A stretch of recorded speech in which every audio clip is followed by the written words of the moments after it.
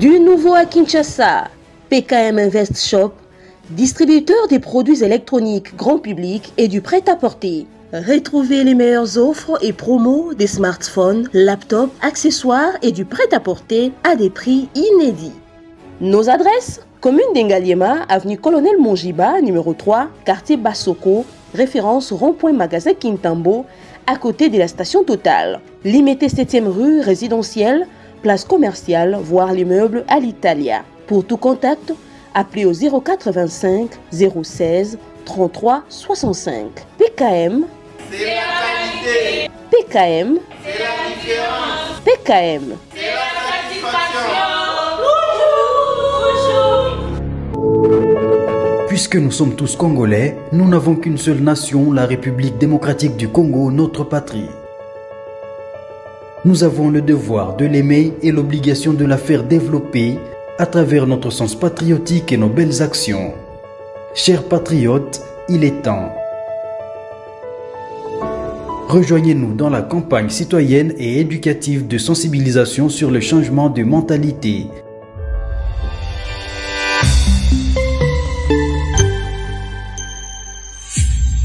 Zala, bon citoyen. Soyez le bienvenu, fidèles téléspectateurs. Une fois de plus, nous vous disons merci, chers Congolais.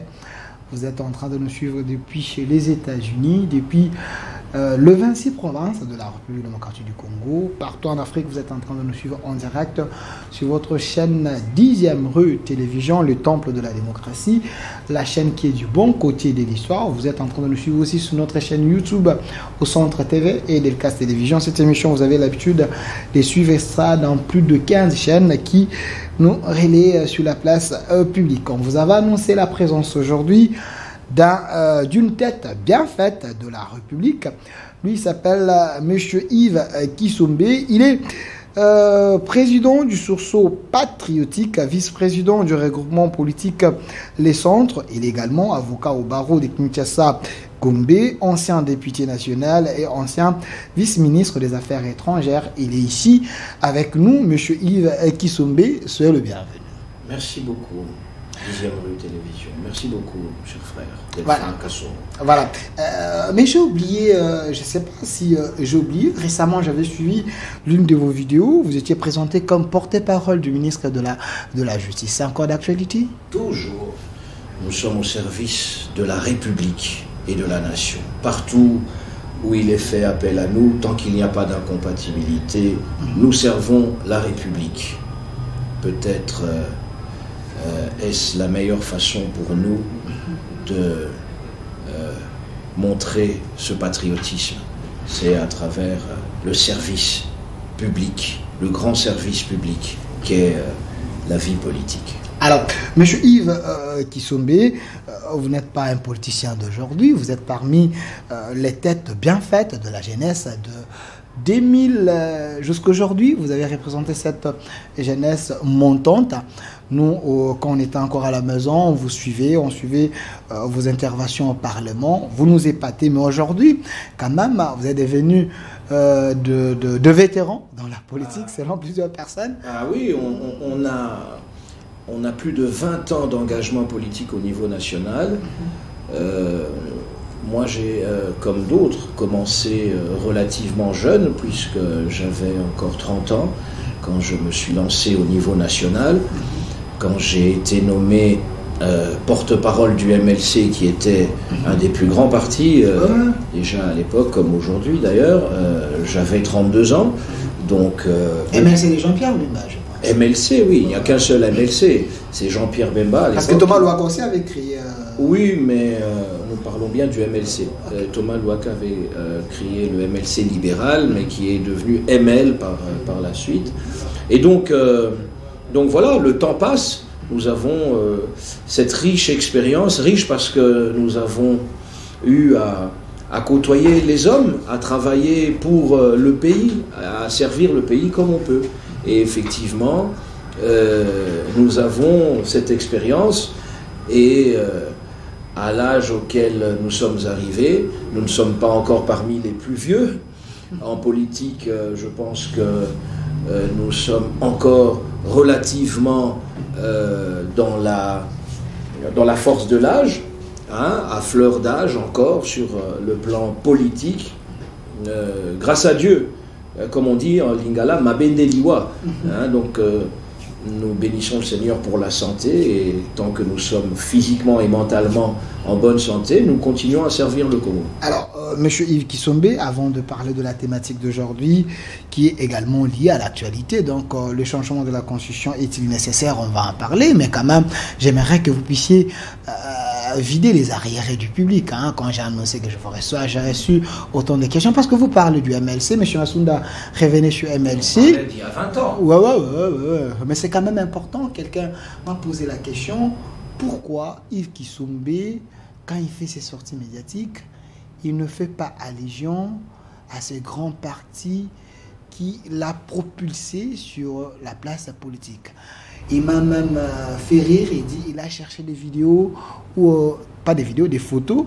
Aucune photo de vous avec Jean-Pierre Bemba. Non, mais vous savez, quand je suis arrivé au PPRD, parce que le sursaut patriotique, qui est mon mouvement politique et citoyen aujourd'hui, s'est opéré en 2008. Et ensuite, je suis parti du MLC. Voilà. Et en 2008, le sursaut patriotique commandait cela. Mais même au PPRD, je disais à mes amis, quand on essayait de me taquiner un peu, que moi je ne vais pas me renier et je ne vais pas avoir honte de Jean-Pierre Bemba. Hein, mais aucune photo de vous? Non, peut-être que vous n'avez pas. Il y en a certainement. Peut-être pas, j'en ai pas beaucoup non plus. Okay. Mais je pense que sur les réseaux sociaux, j'ai déjà mis une photo de 2006, je pense. J'étais juste derrière Jean-Pierre Bemba. Nous étions à la résidence officielle sur le boulevard, en face du cimetière de la Gombe. Il tenait un échange, un petit rassemblement là avec quelques cadres, et j'étais juste derrière lui. Donc Jean-Pierre Bemba, c'est un homme d'État, c'est un grand leader politique. Je l'ai dernièrement beaucoup admiré dans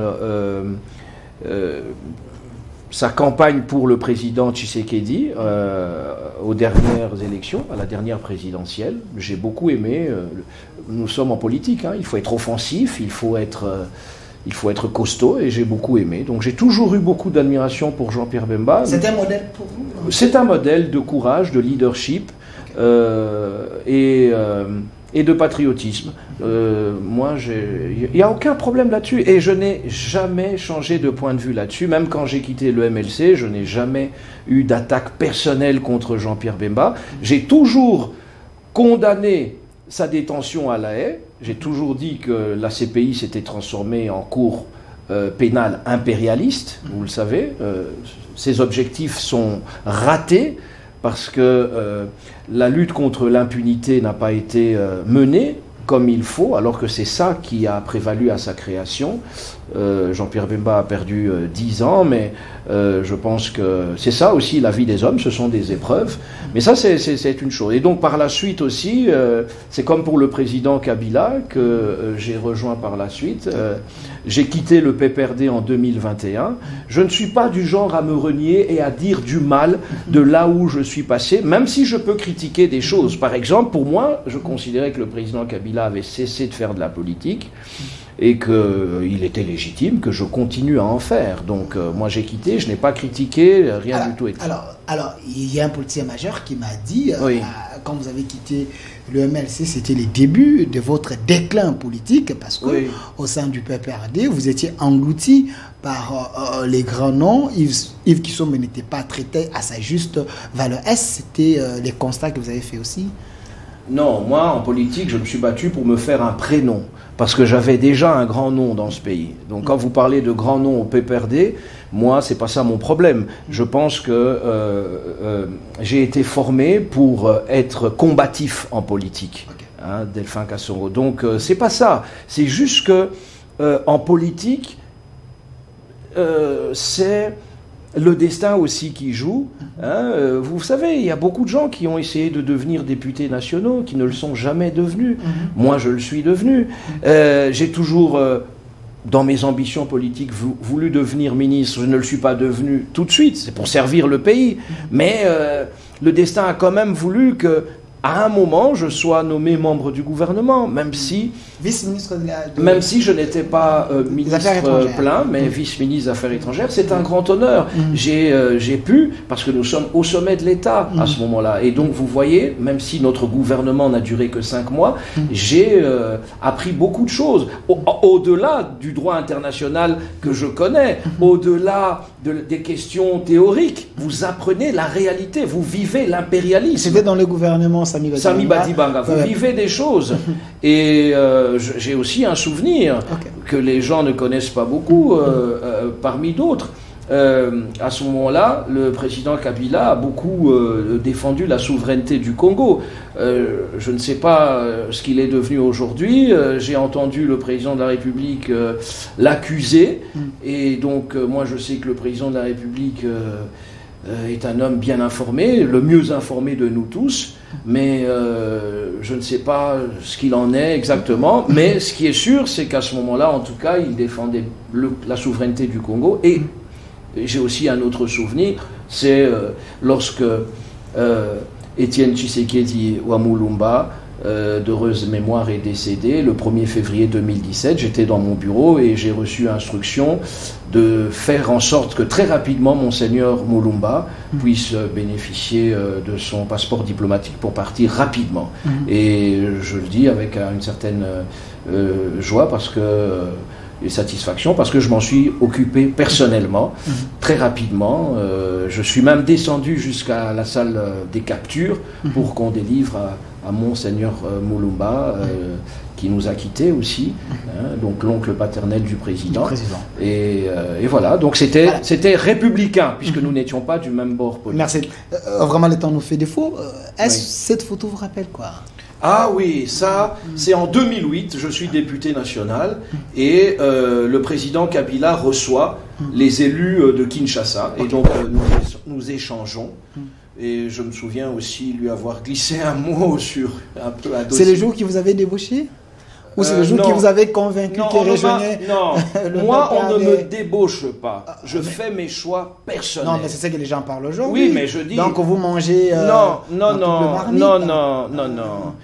Excusez-moi, j'ai gagné plus d'argent par mes efforts que par la politique des débauchages, etc. Hein, le peu que j'ai pu gagner dans ma vie. Okay?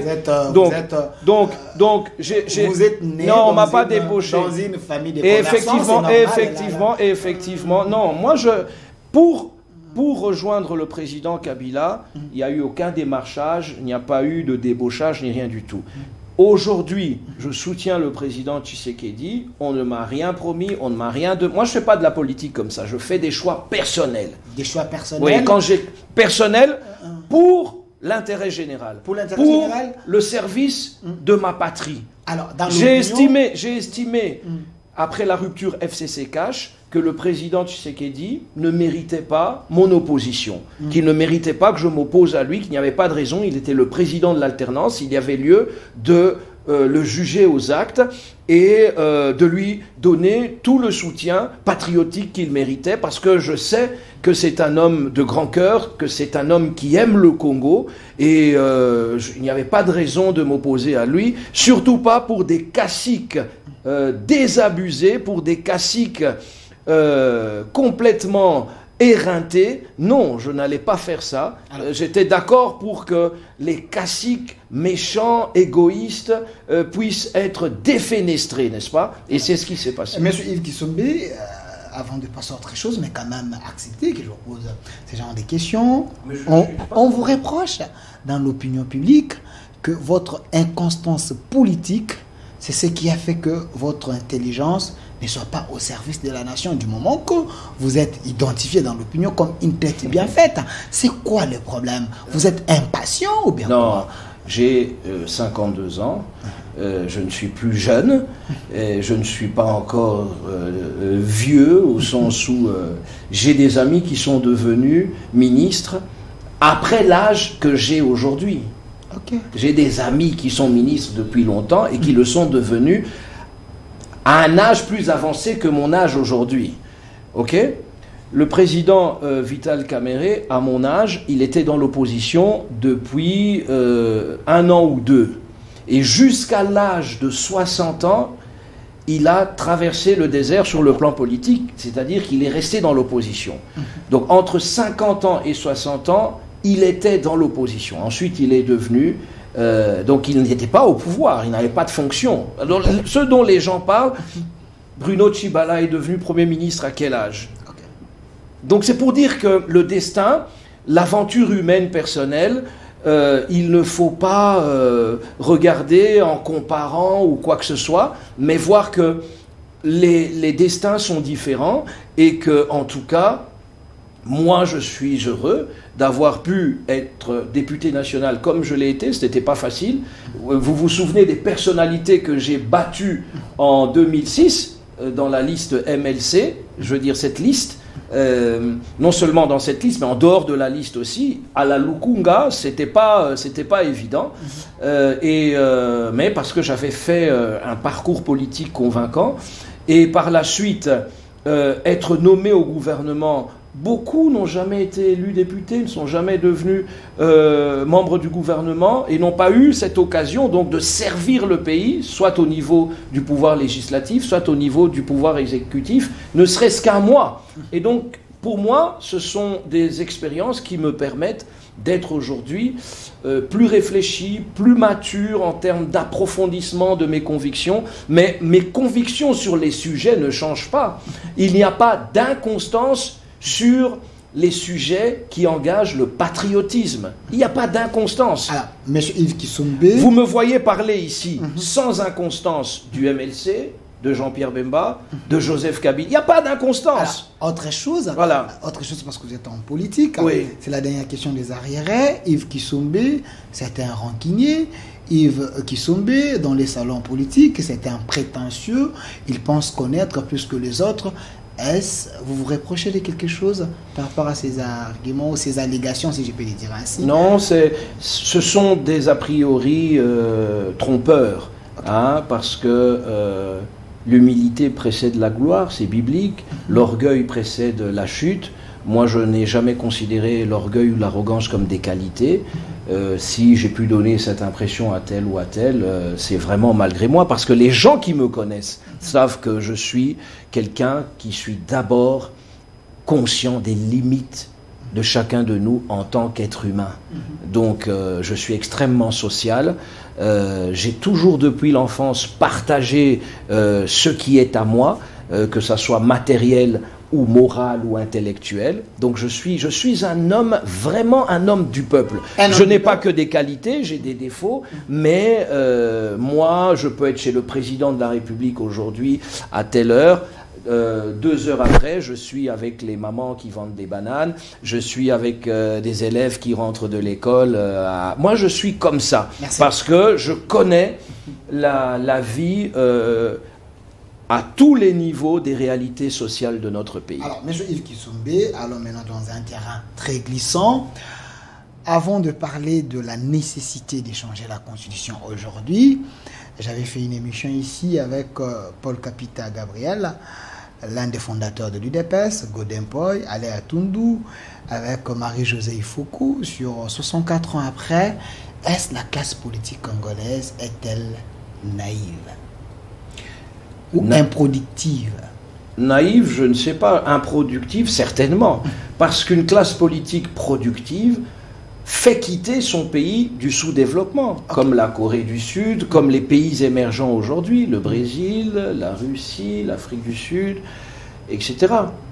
Nous sommes un pays sous-développé parce que la classe politique n'a pas su donner l'élan nécessaire, n'a pas su créer l'élan collectif, parce que ce n'est pas que la classe politique qui développe un pays. Elle fait que le pays se développe grâce à tout le monde.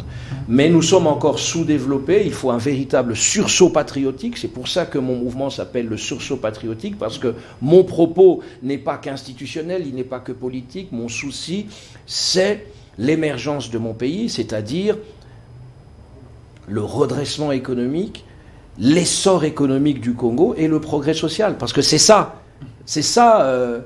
le développement d'un pays. Hein. C'est atteindre un niveau de développement irréversible.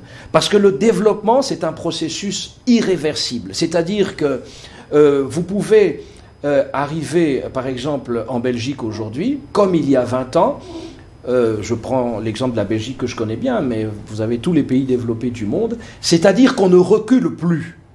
Ce qui doit être entretenu l'est, ce qui doit être changé l'est, c'est ça le sentiment général, c'est ça le constat général, vous voyez ?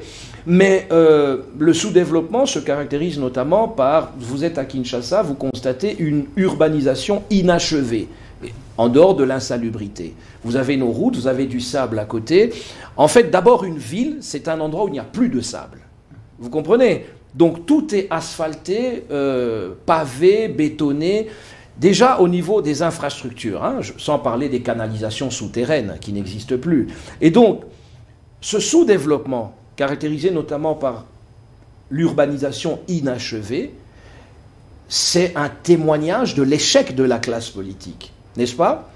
Donc, nous qui sommes nés dans les années du pouvoir le plus absolu de Mobutu, nous avons hérité d'une situation catastrophique.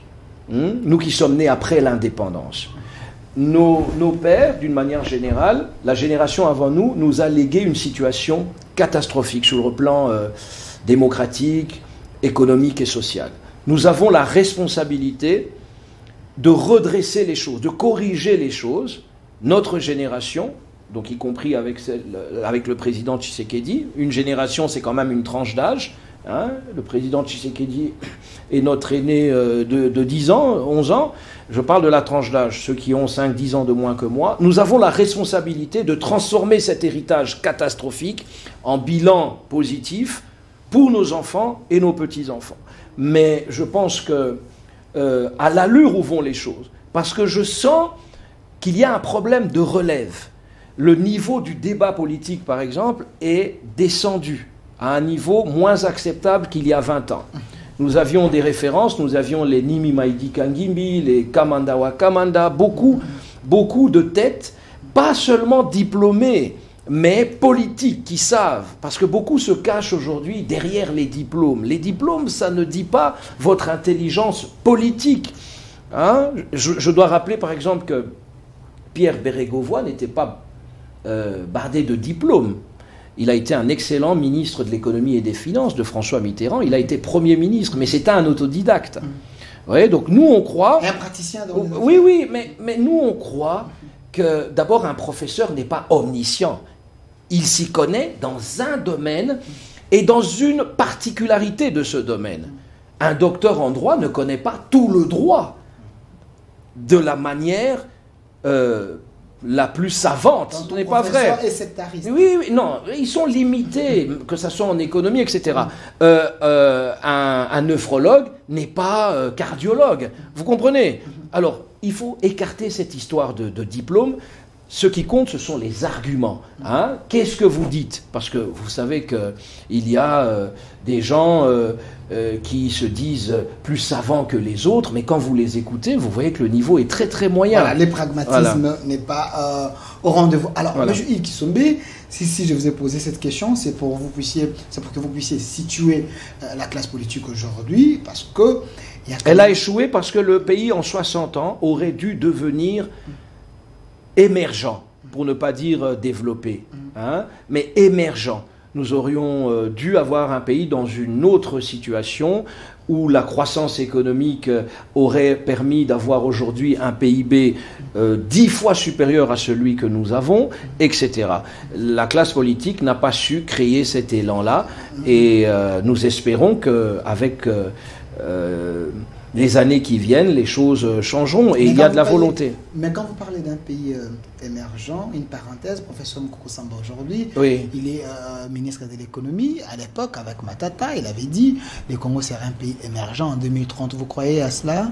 Non, là, c'est pas possible. On ne peut pas devenir un pays émergent en 5 ans dans les conditions qui sont les... Non, en 2030, ça fait déjà plus de... Oui, à ce moment-là... Plus de 12 ans depuis qu'il avait dit ça. Oui, en 20 ans... en 20 ans,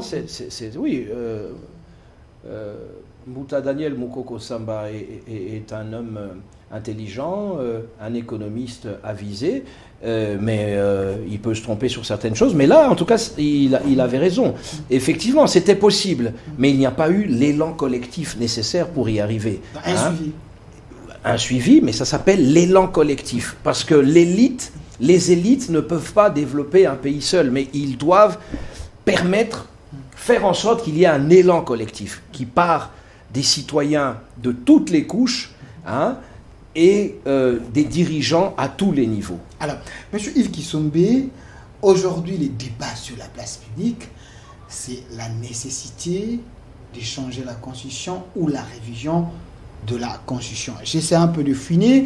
Vous avez commencé ces combats il y a plus de 8 ans. Vous voulez qu'on change cette Constitution. Pourquoi Yves Kisombe avait vu loin?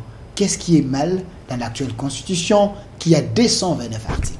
Oui, la Constitution, que je connais très bien, est une œuvre imparfaite, par définition. Okay.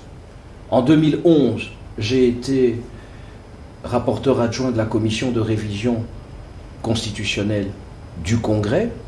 La loi modifiant un certain nombre d'articles de la Constitution, la loi 11-20 du 20 janvier 2011, qui modifie l'actuelle Constitution. J'en suis un des artisans, okay. Puisque nous sommes le législateur qui a opéré cette modification constitutionnelle. Par exemple, on a estimé qu'il était plus pratique et moins coûteux de passer de 2 tours à 1 tour à la présidentielle. C'est discutable, mais on a fait en sorte que le pouvoir judiciaire soit consolidé au niveau des cours et tribunaux et pas des parquets. On a fait qu'un député élu du peuple puisse servir le pays au niveau exécutif sans perdre son siège définitivement, comme ça existe ailleurs. Tout ça, c'est un certain nombre de choses sur le plan institutionnel pour donner le meilleur cadre institutionnel possible. Alors, le niveau institutionnel ne suffit pas pour développer un pays, mais la stabilité politique et institutionnelle est une condition nécessaire, pas suffisante, au développement économique et au progrès social. J'ai bien vu des gens vanter leur savoir, etc., alors qu'on les a vus à l'œuvre quand ils étaient ministres. Certains critiques, n'est-ce pas, du président de la République aujourd'hui, qui prennent des postures savantes, etc., alors que beaucoup sont des voleurs, on le sait. Vous dites. Alors que beaucoup sont des voleurs, on le sait. Okay. Ils prennent des postures intellectuelles, académiques, savantes, etc., pour donner des leçons. Non, mais nous avons quand même... Moi, je n'ai cité personne. Non, nous avons quand même certaines têtes bien faites, s'il vous plaît. Non, ça, d'accord. Mais moi, certaines têtes bien faites de la République, je parle... sous réserve de certains députés nationaux qui ont pensé que l'un des leurs, à l'époque il était l'un des meilleurs, c'est le président de la Vol, Delis Sesanga. Lui, il a dit, hier il a suivi les chefs de l'État, il a répondu directement en disant que les chefs parlaient de la manipulation. En réalité, c'est lui qui manipule le peuple, il a donné les éléments de la réponse. Pensez-vous que Delis Sesanga a raison? Sur le plan politique, c'est un intellectuel du pays.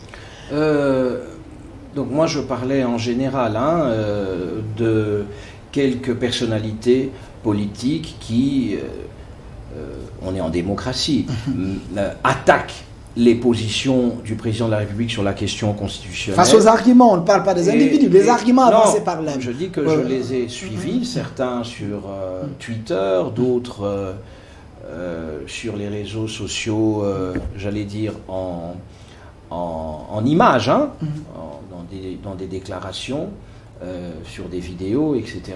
Et donc je disais que j'ai vu aussi certains échanges de gens qui prennent des postures intellectuelles. Je ne parlais pas de Delis Sesanga que je respecte et pour qui j'ai de l'estime, même si nous ne partageons pas les mêmes valeurs. Delis Sesanga, c'est une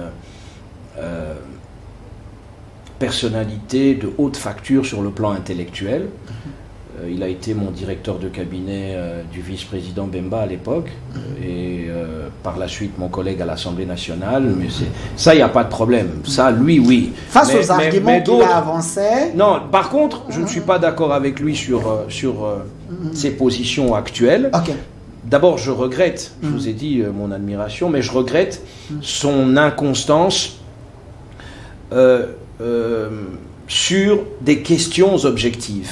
Hein? Okay. Ce qu'il dit aujourd'hui sur la Constitution, l'absence de nécessité de la réviser, il a dit exactement le contraire pendant la campagne électorale. C'était même dans son programme présidentiel, avant qu'il ne se désiste au profit de Katumbi. Et donc, chose que j'ai beaucoup regrettée parce que... Donc, il est inconstant. Oui, il est inconstant sur les sujets. Hein, je ne parle pas de ses choix politiques en termes de positionnement. Ça, c'est l'inconstance, ça veut rien dire. Moi, je suis quelqu'un de constant en politique parce que je défends l'intérêt supérieur de la nation, je défends ma patrie. Donc, vous pensez que la constance, c'est plus des positions maintenant il était pour, il a parlé d'un certain nombre de failles, de faiblesses de notre Constitution. 34 articles. Oui, il a parlé d'un certain nombre de faiblesses institutionnelles quant à la formation du gouvernement. Il a parlé de choses et d'autres, je n'ai pas les détails ici, mais Delis Esanga était porteur d'un projet de révision constitutionnelle il y a encore peu, n'est-ce pas ? Et certaines réformes, en réalité, nécessitent carrément un changement de constitution. Les gens doivent bien comprendre que la constitution actuelle interdit qu'on touche, qu'on révise certaines matières. Par exemple, par exemple, le nombre et la durée du mandat du président de la République. Par exemple, la forme républicaine de l'État, c'est-à-dire que le Congo doit rester une république. Si vous voulez en faire, c'est un cas d'école, hein, si vous voulez en faire un autre système politique, c'est-à-dire un royaume ou je ne sais quoi, c'est un exemple, hein, il faut, parce que ça peut arriver dans l'histoire, il faut changer de constitution. Si vous voulez enlever des pouvoirs aux provinces, il faut changer de constitution. Donc, parce que c'est verrouillé par l'article 220. Le fait que l'on verrouille des dispositions, ça signifie que l'on reste dans cette constitution. C'est ça l'esprit. Quand vous allez lire l'exposé des motifs et le préambule de notre constitution, vous remarquerez qu'il y a un ordre politique institutionnel qui est créé avec la volonté de pérenniser ce qui peut l'être dans cette Constitution. Et donc, si vous voulez changer, la Constitution ne donne pas au peuple sa souveraineté. La souveraineté du peuple n'est que rappelée dans la Constitution. Le peuple est souverain indépendamment de la Constitution. C'est extrêmement grave, c'est que vous êtes en train Non, la souveraineté du peuple ne vient pas de la Constitution. La souveraineté du peuple, elle vient du droit international d'abord, et du droit interne en termes de souveraineté au niveau de la République démocratique du Congo, dans ses frontières, n'est-ce pas? Donc, il faut bien comprendre ceci, c'est ça l'esprit de la Constitution. Si vous voulez changer, par exemple, moi, je propose que les assemblées provinciales qui ne servent à rien soient supprimées. À ce niveau de sous-développement et de besoin d'efforts de développement, on n'a pas besoin d'assemblées provinciales. D'ailleurs, elles sont source, vous le savez, les institutions provinciales sont source d'instabilité et donc d'absence ou de diminution des efforts de développement. Elles sont source de crise et d'instabilité institutionnelle. Donc, il faut supprimer les assemblées provinciales. Et donc, supprimer les assemblées provinciales, ça veut dire que les assemblées ne peuvent plus voter leurs lois, adopter des lois. C'est diminuer les prérogatives des assemblées. L'article 203 de la Constitution fait l'énumération des compétences qui reviennent au pouvoir central et ensuite aux institutions provinciales. Moi qui veux supprimer les assemblées... Donc c'est objectif. Pour ça, il faut passer à la 4e République, il faut changer de constitution. Je ne veux plus de gouverneurs élu comme on l'a aujourd'hui. Je voudrais que l'on, et j'ai été l'un des premiers à le proposer, le président de la République lui-même en a parlé, et il est le premier président de la République, parce qu'on ne se compare pas au président de la République, hein, en tant qu'acteur politique, lui en tant que président de la République, il a déjà dit, il faut que l'on revienne au plus grand héritage institutionnel de la Deuxième République, qui est la nomination des gouverneurs de province non originaires. Okay. Parce que le repli identitaire a été constaté depuis 20 ans. Les provinces sont devenues des propriétés, non pas de Congolais, mais des ressortissants de ces provinces. Mobutu avait réussi, la Deuxième République avait réussi à faire que la cohésion nationale et l'unité nationale soient sauvegardées. Vous comprenez? Il était intéressant de voir un Mukongo à la tête du Kasaï occidental. Il était intéressant d'avoir un Moulouba à la tête de la province orientale, d'avoir quelqu'un du Grand Katanga à la tête de l'Équateur, etc. Hein, vous vous souvenez de Koyagialo Bassete Gerengbo à la tête du Katanga, le Chaba à l'époque. Ça, c'était l'unité nationale. Et donc, il faut que l'on revienne à ça. L'élection, ça ne sert à rien. Il faut se concentrer sur le développement. Tout cet argent que les provinces consomment au niveau des institutions, il faut mettre ça dans les efforts de développement. Est-ce que M. Yves Kisumbe, ça, ce n'est pas peut-être faire reculer les pays? Parce qu'à l'époque, il y avait l'impair. Il y avait même les assemblées régionales. Tout le pouvoir était centralisé entre les mains d'un homme. Alors, nous voulons un pays où règne la démocratie. Oui. Dans la démocratie, le pouvoir arrête le pouvoir. Il faut qu'il y ait les mécanismes. Oui, mais attention. Hein. Alors, si vous là, nous parlons du niveau régional, du niveau provincial. Alors, et des entités territoriales décentralisées. Attendez. Je ne parlais pas... Non, je ne suis pas pour un régime présidentiel. Je suis pour... Quand vous parlez de la nomination, qui nomme? Le président de la République. Alors, non, mais ça, c'est au niveau des provinces. Oui. Mais au niveau national, je ne suis pas personnellement pour un régime présidentiel. Le régime présidentiel a montré ses limites. Je suis pour le régime semi-présidentiel tel qu'il existe. Mais cette constitution, laissez-moi vous dire, telle qu'elle est dans son contenu, la majorité des articles sont consacrés à l'organisation, à l'exercice du pouvoir. C'est d'inspiration étrangère. Cette constitution a été faite par l'étranger à l'étranger. Nous étions ici sous surveillance internationale au moment où cette constitution a été faite. C'était pendant le 1+4, il y avait, vous vous souvenez du CIAT, le comité international d'accompagnement de la transition. C'est eux qui ont conçu ce projet de constitution. Ne vous laissez pas avoir le président... Il ne faut pas dire ça parce que le professeur Mampouya est vivant. Non. Le professeur Bob Kabamba est vivant. Attendez. Ils ont rédigé cette constitution. Il ne faut pas dire que il y avait les armes. Ils n'avaient pas le pouvoir. Ils n'avaient pas... Je ne dis pas que la participation intellectuelle de ces gens, je vous parle de la conception du modèle, il est d'inspiration étrangère, il vient de l'étranger, n'est-ce pas? D'ailleurs, il ne correspond pas à bien des égards à nos réalités. L'informateur, est-ce que vraiment dans notre culture politique, c'est quelque chose de... toute cette lenteur. Attendez, non, laissez-moi vous dire, le président Tshisekedi ne s'y est pas trompé lorsqu'il a dit que cette constitution... qu'on ne jette pas comme ça, hein, mais effectivement est d'essence étrangère. Mais je vous ai dit, je vous ai parlé, attendez, je vous ai parlé du pays. Nous ne sommes pas le premier pays en Afrique où leur constitution est rédigée par l'expertise étrangère. Aujourd'hui, je vous apprends, professeur Mbata, il est invité au Gabon pour aller contribuer à la rédaction de leur constitution parce qu'il est intellectuel, il est congolais. Nous ne rejetons pas la participation africaine. Nous parlons de l'essence impérialiste qui a prévalu. Mais c'était l'État du Congo, le CIAT, le Comité international d'appui à la transition. Notre pays était sous, j'allais dire, protectorat, qui ne disait pas son nom, de la communauté internationale, de l'Occident en particulier. Cette constitution, moi, je ne crache pas dessus. Je dis juste qu'elle a été faite pour être mise à l'épreuve et jugée au bout de 15-20 ans. Aujourd'hui, nous pouvons corriger bon nombre de choses qui se trouvent dans cette constitution. Vous dites... Il y a des institutions inutiles. Je vous l'ai dit, je vous ai expliqué. Inutile. Inutiles. Les assemblées provinciales, à l'épreuve du feu, ça ne sert à rien. Attendez. À ce stade, à ce stade du sous-développement.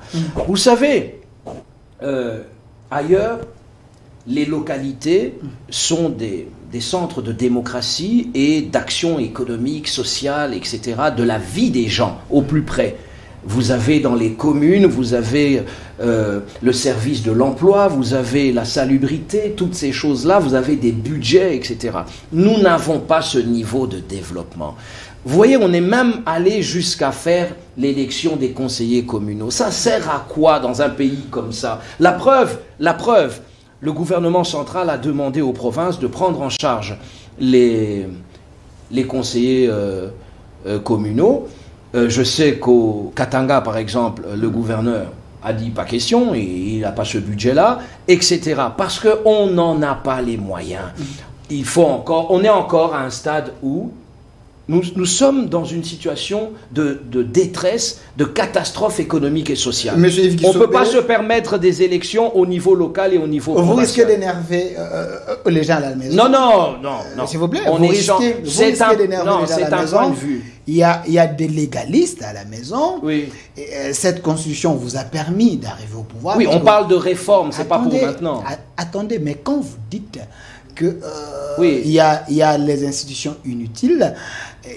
Oui, mais elles sont en place jusqu'en 2028. Non, s'il vous plaît, elles sont en place jusqu'en 2028. Est-ce que je peux terminer ma question? D'accord, allez-y. Si j'envoie cette émission au président Kamere, comme j'ai l'habitude de l'envoyer l'émission, il risque de se moquer de vous. Pourquoi? Parce qu'avant les élections, il avait dit, vous devez tenir compte de l'immensité de la République démocratique du Congo. Oui. Il faut plus de postes, plus des espaces pour que les gens travaillent. La RDC ne peut pas avoir un gouvernement de peu de ministres, ce qui veut dire qu'il y a plus des gens qu'il faudrait leur donner l'occupation. Si vous supprimez certaines institutions, vous risquez d'avoir une crise politique avec la pluralité des partis politiques aujourd'hui, mais ça devient compliqué. Non, cher ami, on pense Congo 100 millions d'habitants ou bien on pense Congo 1000, 2000, 3000 postes pour des individus. Je vous ai cité le président Kamere, il a dit ça avant les élections. Est-ce que le président Kamere parlait de tous les postes de responsabilité à tous les niveaux, ou bien il parlait du gouvernement central? Mais le gouvernement, c'est qui veut dire qu'il fallait étendre parce qu'il y a assez de gens, le Congo est grand. Oui. Donc il faut satisfaire tout le monde, il faut créer plus de... Vous pensez que même en ajoutant 100 000 postes aujourd'hui, on va satisfaire tout le monde en RDC? Nous sommes 100 millions, papa. Mais les gens ont leurs quotas. Nous sommes 100 millions. Non, les quotas, ça n'a aucune importance. C'est dans la Constitution. Oui, attendez. L'histoire des quotas, c'est dans la Constitution. Oui, non, c'est pas ça. Moi, ce que je suis en train de vous dire, c'est ce qui est bien, selon moi, pour notre pays, pour le développement de la RDC, qui a besoin d'un cadre politique et institutionnel, parce que sans stabilité politique et institutionnelle, on ne peut pas se consacrer à des efforts de développement. On ne peut pas investir dans les infrastructures. On ne peut rien faire, en fait, pour permettre le développement économique, pour permettre l'activité économique, pour permettre que des Congolais puissent investir, puissent avoir du crédit, pour qu'il y ait un tissu économique dans ce pays, un tissu par exemple de 2-3 millions de petites entreprises. Il faut de la volonté politique, il faut de la concentration. C'est pas avec des assemblées provinciales qui ne servent à rien qu'on va le faire. Il faut consacrer ces moyens au budget des investissements. C'est ce que je vous dis. Vous savez ce que coûtent chaque année les assemblées provinciales? Elles servent à quoi? Quelle loi elles votent? Pour quelle efficacité? On n'a pas besoin de multiplier la réglementation dans notre pays. On a besoin d'efficacité. Donc vous condamnez développement. Kabila parce qu'il avait organisé une décentralisation. Aujourd'hui, nous avons plus... Non, c'est pas ça. Moi, je suis pas là. Non.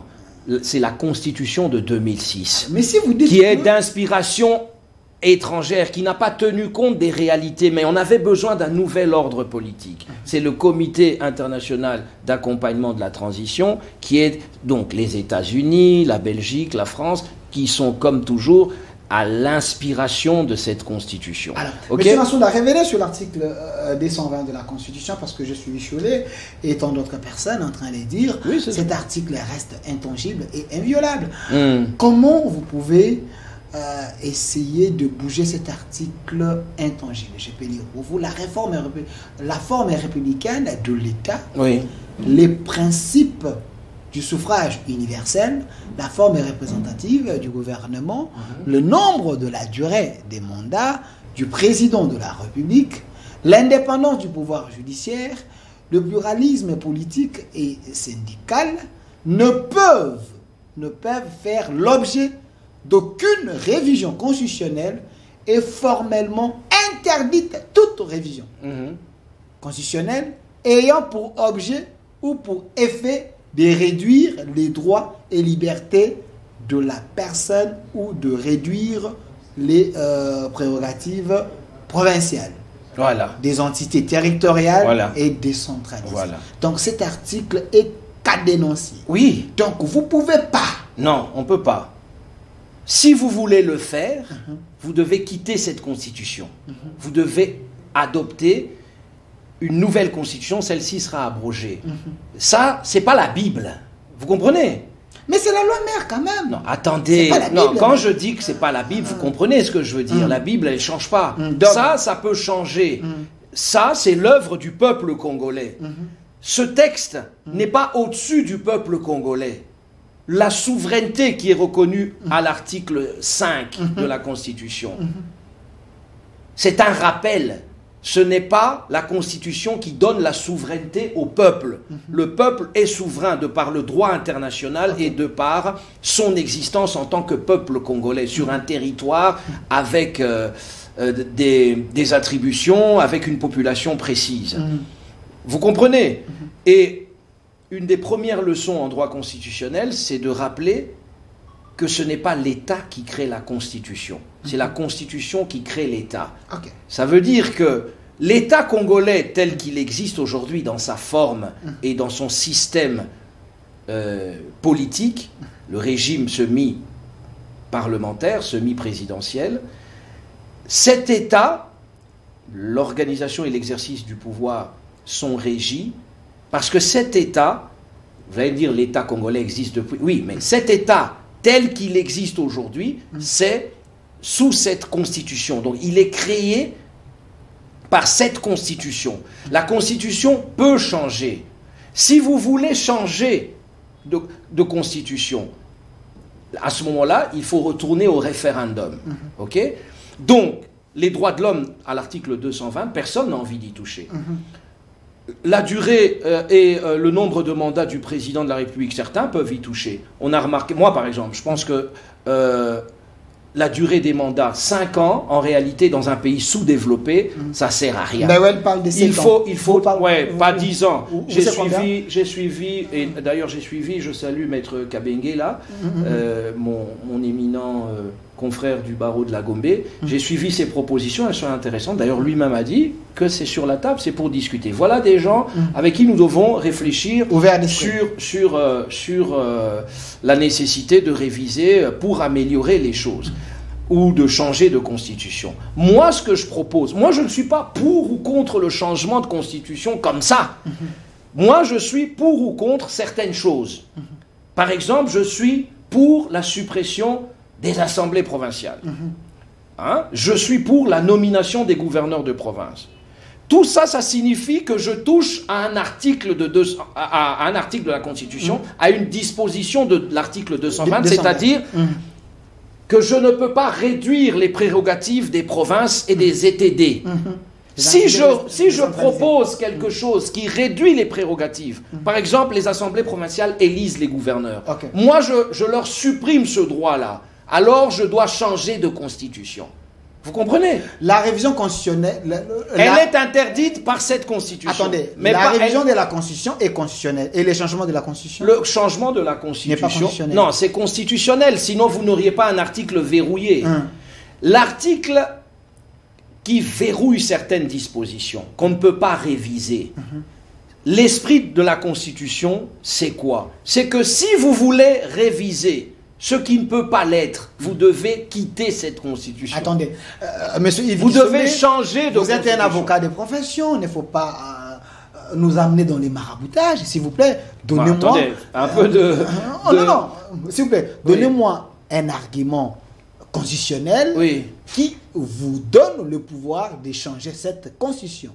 Écoutez, je ne suis pas la Cour constitutionnelle, on s'entend, elle dit le droit, parce que j'ai vu aussi, je crois que c'était Sesanga, lui je le cite parce que je l'aime bien, et j'ai parlé d'autres ici qui faisaient les savants, et eux je ne citerai pas leur nom, mais Dely, oui, Dely se trompe parce qu'il a attaqué la citation de l'article 217 par le président de la République. Donnez-moi l'article 217, monsieur. Oui, révélez sur l'article. Non, 217. Ce que je veux dire, c'est son interprétation.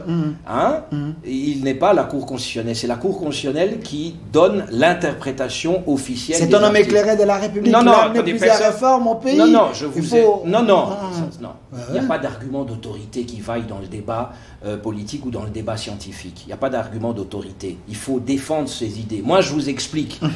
Ce qui n'est pas dit, parce que le droit constitutionnel, tout n'est pas dit dans la Constitution.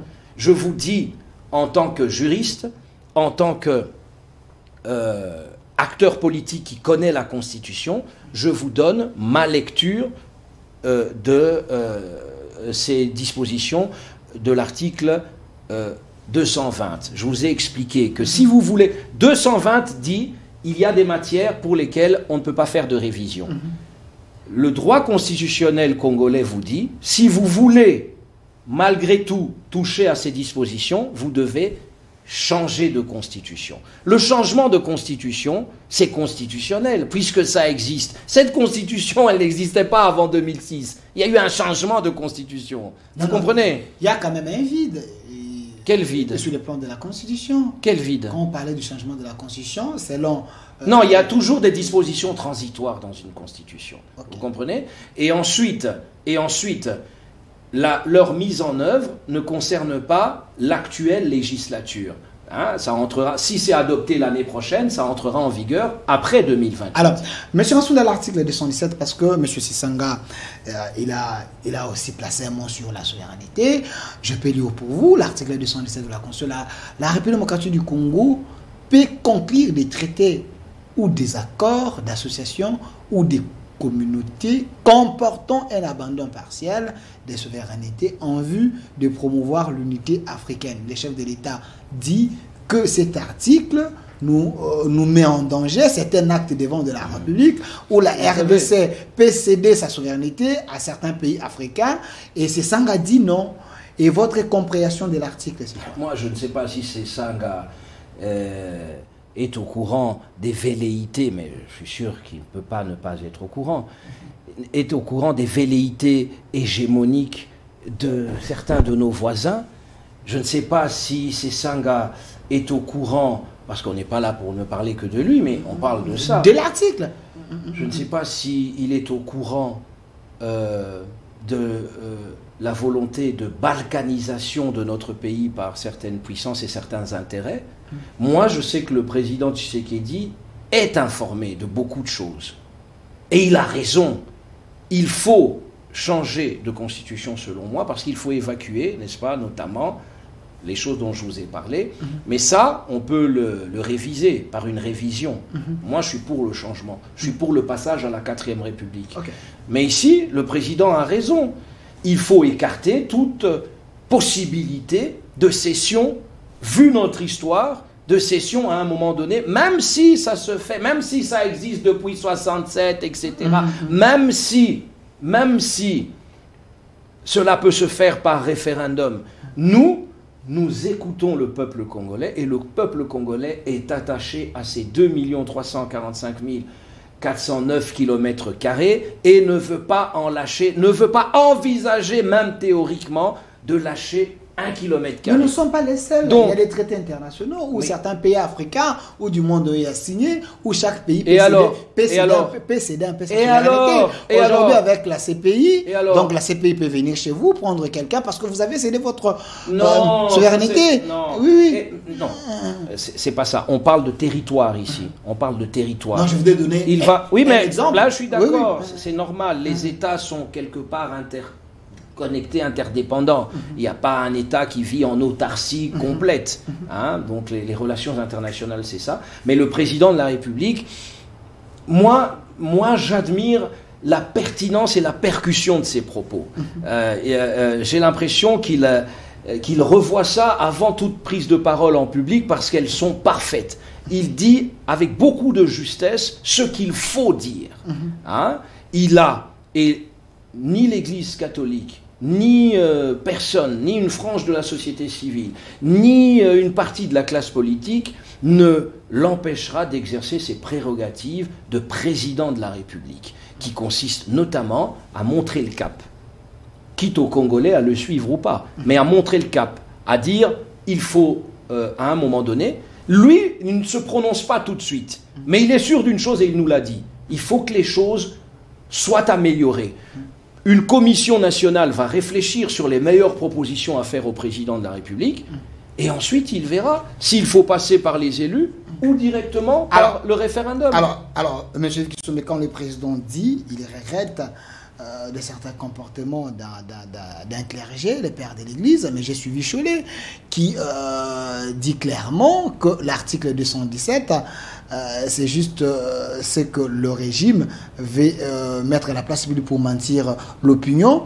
Mais l'article 214, M. Massounda, si possible, l'article 214 a tranché ces problèmes. L'article 214 dit clairement qu'on ne peut jamais céder notre terre sans qu'il y ait consultation de la population par la voie référendaire. Mais pourquoi vous brandissez l'article 217 du moment qu'avant l'article 214 nous donne déjà l'éclaircissement? Donc on ne peut pas céder si on ne consulte pas le peuple. Non. Cholet a brandi cet article. Là, vous faites complice de Cholet, moi je ne comprends plus rien. Mais Cholet a brandi l'article. Oh, il a dit ça. Vous pouvez dire, c'est ça? Non, il n'a pas dit qu'on ne peut pas céder notre territoire. Il n'a pas dit ça. Il a dit on peut, mais il y a une condition. Il faut que le peuple soit consulté. Nous, le peuple congolais, nous dit qu'il ne faut même pas parler de consultation pour quoi que ce soit. On ne veut pas céder 1 cm². Mais vous dites que c'est réglé dans l'article 217. Non, c'est pas réglé parce que là... même la souveraineté qui est sous-traitée en article 217, mais ici à l'article 214, on dit... Vous savez, moi je ne vais pas suivre... Cholet, c'est un homme sérieux. Je ne vais pas suivre... Non, excusez-moi, mais... Le clergé n'a pas pour spécialité de se prononcer nécessairement sur des questions de cet ordre-là. Elle donne son point de vue, l'Église, comme n'importe qui d'autre, hein, et comme en tout cas, comme tout citoyen, et comme effectivement acteur social majeur. Mais ce que je veux vous dire, c'est que dans tous les cas, même ici à l'article 214, il faut consulter le peuple. La possibilité est là, par voie de référendum. Il est toujours possible de céder notre territoire, ici ou là. Le président de la République a dit qu'au moment où le complot de balkanisation bat son plein, il faut nécessairement que cette possibilité soit supprimée. C'est tout. Il faut renforcer la maîtrise de notre territoire en termes de prérogatives constitutionnelles par le peuple congolais. C'est tout ce que nous disons. Alors, M. Kisombe, la dernière question, il y a eu les États généraux, parce que vous vous présentez comme porte-parole du ministère de la Justice, ou le ministre de la Justice, les États généraux. Quand même, j'avais reçu un magistrat ici, M. Gabriel, l'un de vice-président d'un syndicat Soudima, qui a dit que les réformes que le ministre de la Justice veut amener, ces réformes violent également les lois de la République. Par exemple, un exemple ici de l'arrêté du ministre de la Justice qui affecte le magistrat à l'inspectorat général de services judiciaires et pénitentiaires, mais qui se réfère dans la motivation visant à l'ordonnance du 23 juin 1987. Alors, pourquoi vous voulez une chose et son contraire? Non, écoutez, l'agencement dans l'arsenal juridique doit se faire de manière harmonieuse, c'est-à-dire en respectant les règles supérieures, et ainsi de suite. C'est pas ça qui intéresse les citoyens directement. Ce qui intéresse les citoyens, c'est de faire en sorte que personne ne doive débourser 5 000 $ au parquet. Je ne dis pas en donnant à qui ou à qui, quand il est arrêté et qu'il sort 3 jours après. 5 000, 10 000 $ au total. C'est ça qui intéresse les Congolais. Parce que cette justice, elle est rendue en leur nom. Mais cette justice, elle les fait souffrir. Vous vivez ici, vous vivez dans le pays. Est-ce que la justice, d'une manière générale, satisfait les Congolais? Non. Il y a des choses qui se font bien. Mais ce n'est pas suffisant, il y a trop de dysfonctionnements. Hein? Évitez d'avoir un problème avec nos cours et tribunaux et avec... Or, c'est pas ça. Vous êtes Congolais, vous vous retrouvez à Bruxelles. Vous serez peut-être mieux protégé par le parquet qu'ici si vous avez un problème. C'est ça qui intéresse les Congolais. Il y a une jeune sœur, une jeune compatriote qui m'a appelé qui était en pleurs. Bakanga Kiye, Naparke, Basilissi Mbongo, 5 000 $ pour une Congolaise, c'est peu d'argent. Parfois, ça peut être tout ce qu'elle a. Je ne parle pas des nantis, je vous parle d'une citoyenne ordinaire. Elle était en pleurs parce qu'il fallait ajouter 2 000 pour les magistrats, selon elle. Il fallait ajouter ceci, sans compter les avocats. Nous aussi, les avocats, nous avons une part de responsabilité. N'est-ce pas? C'est ce qu'elle a dit, n'est-ce pas? Et nous savons les réalités. Vous savez les réalités quand vous êtes en détention préventive. Vous saviez combien ça coûte. Est-ce que la justice, ce service public, ça doit coûter de l'argent aux citoyens? Donc tout le reste là, c'est cette mafia judiciaire que l'on doit combattre. Donc vous acceptez la violation de l'actuel Non, ministre? Non, il n'y a pas... Le ministre d'État ne viole rien. Je vous ai cité ici. Il ne viole rien du tout. Il ne viole rien du tout. C'est pas ça qui intéresse les citoyens. Non, mais il faut dire le contraire. Non, parce que l'acte est authentique. Non, ce que je vous dis, c'est que les réformes sont nécessaires dans le respect de la loi. Et c'est ce qui est en train de se faire. Merci. La dernière question.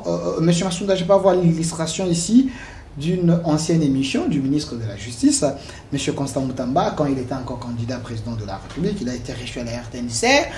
Alors, c'est cette vidéo qui nous pousse à comprendre que le ministre de la Justice, il avait déjà une dent contre le magistrat. Aujourd'hui, on dit que le ministre Moutamba est en train de sous-traiter, selon plusieurs sources, sous-traiter les magistrats parce qu'il veut devenir les présidents du Conseil supérieur de la magistrature. Il avait dit ici, avant même qu'il soit ministre, dans le combat qu'il est en train de mener contre les magistrats, c'est pour qu'il soit président du Conseil supérieur de la magistrature. La vidéo est là et le son, il est en train de dire ça. Vous êtes le porte-parole. Non. Il n'y a pas de lutte personnelle ici. Il y a une cause congolaise. C'est la justice. C'est le droit des Congolais à bénéficier d'un service public qui s'appelle la justice. Un service public de qualité. Hein? Ce n'est pas le destin de Constant Moutamba. Ce n'est pas le destin du président de la République lui-même. Le président Félix Tshisekedi a une vision pour une justice qui doit être guérie. Et il a dit, c'est lui le premier à avoir dénoncé haut et fort l'état de maladie de notre justice pour que l'on fasse des choses. En tant que magistrat suprême, il s'est impliqué. Le reste n'a pas d'importance. Il a dit ça dans l'émission, c'était avant qu'il soit le ministre. Mais ça c'est... On a envoyé la vidéo par le public en disant... Il a dit qu'il voulait devenir président... J'ai pas voir les sons, monsieur. Attendez. Il a dit, je veux devenir président du Conseil supérieur de la magistrature. Il a dit ça dans cette émission. Il a dit quoi, s'il vous plaît? J'ai mis pour vous. Non, ne dites pas de fausseté. Et même s'il avait dit ça, je pas voir la vidéo. Quel est le rapport? Attendez, je vais pas voir la vidéo et les sons. Comme ça, monsieur Yves Kissombe les porte. Non, là, je pense que nous nous perdons. Non, s'il vous plaît, c'est important. J'aimerais bien voir les sons de cet élément. Comme disent les anglophones. Ce que je ferai prioritairement au niveau de la justice, c'est que je ferai du procureur, du ministre de la Justice un attorney general, comme disent les anglophones. Je ferai de lui le procureur général de la République, qui aura une ascendance sur tous les procureurs généraux. Je ferai de ces ministres de la Justice le président du Conseil supérieur de la magistrature. Ce que je... Zala, bon citoyen. Vous avez suivi les sons. C'est le ministre de la Justice qui parle? Je me demandais si c'était le ministre de la Justice qui avait dit ça. Il était candidat. Il était candidat, mais moi je... Quand je ferai deux. Aujourd'hui, le ministre de la Justice... Non, mais il n'est pas... Non. Il y a une erreur de logique dans votre raisonnement. Il parlait comme candidat président. Il n'est pas président de la République. D'accord? Il est ministre de la Justice. Il ne fait pas ce qu'il veut. Vous comprenez? Et même si il pense, moi je suis de son avis, par exemple, je pense que le ministre de la Justice dans un pays comme le nôtre devait être l'autorité hiérarchique du parquet. Okay? Comme aux États-Unis, où le ministre de la Justice s'appelle procureur général. Le procureur général des États-Unis, c'est le ministre de la Justice. Il est membre du gouvernement. Ça s'appelle Attorney General. C'est lui. Okay? C'est le procureur général. Parce que dans chaque État, il y a un procureur général. Et là, c'est le procureur général des États-Unis. Dans chaque État des États-Unis, hein, je parle bien. Dans chaque État, donc vous avez 50 procureurs généraux des États. Et puis vous avez le procureur général des États-Unis d'Amérique.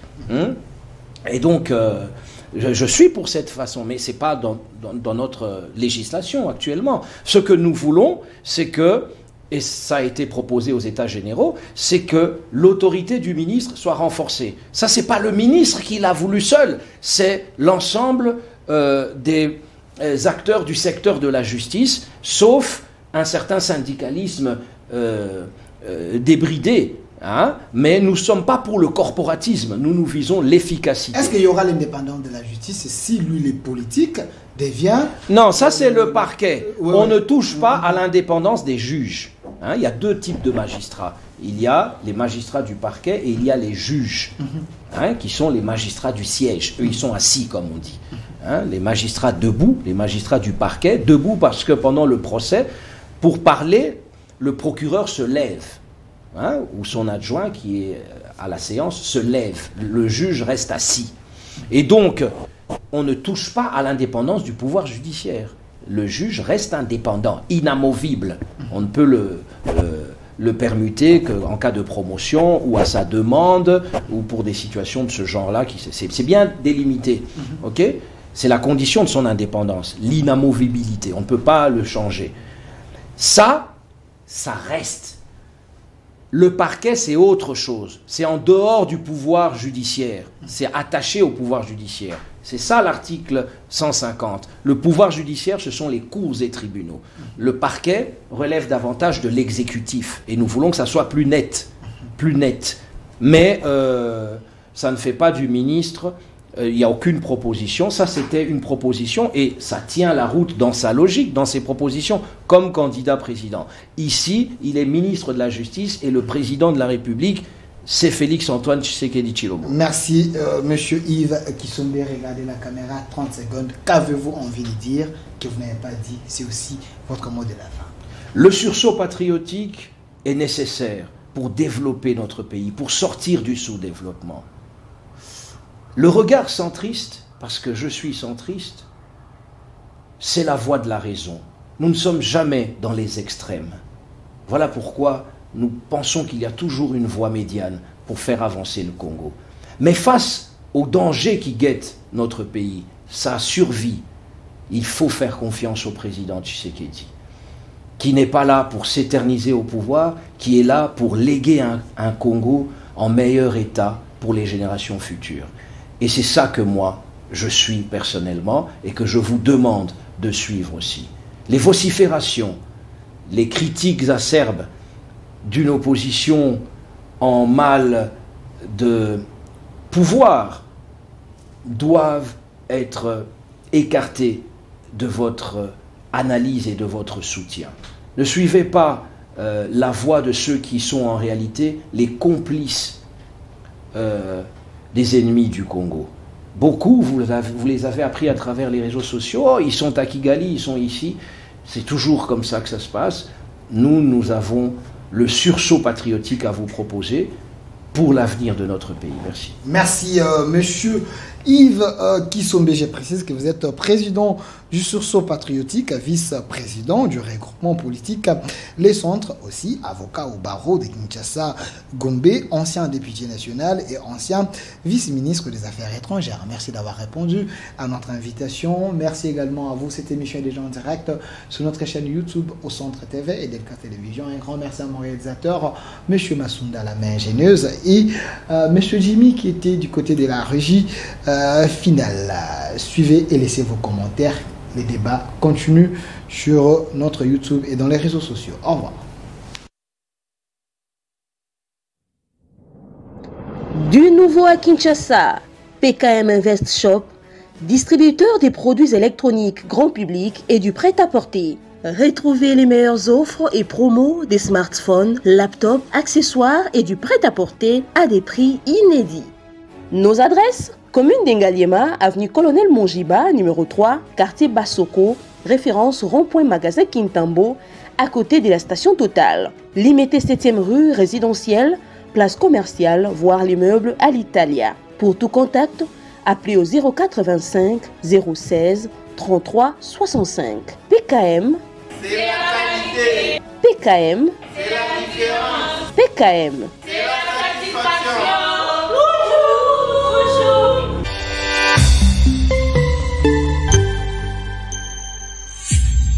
Zala bon citoyen.